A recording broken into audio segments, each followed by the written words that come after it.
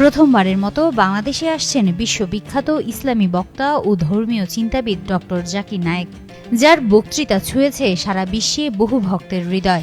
এবার doctor Zakir Naik mega lecture ইভেন্টে অংশ নেবেন, যা ঢাকায় অনুষ্ঠিত হবে।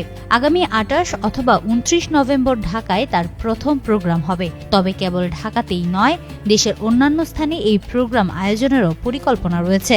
ইভেন্ট ম্যানেজমেন্টের প্রোপাইটার আলী রাজ আরও জানিয়েছেন, আগামী সোমবার এক কনফারেন্সের মাধ্যমে বিস্তারিত সময়সূচি এবং স্থান ঘোষণা করা হবে।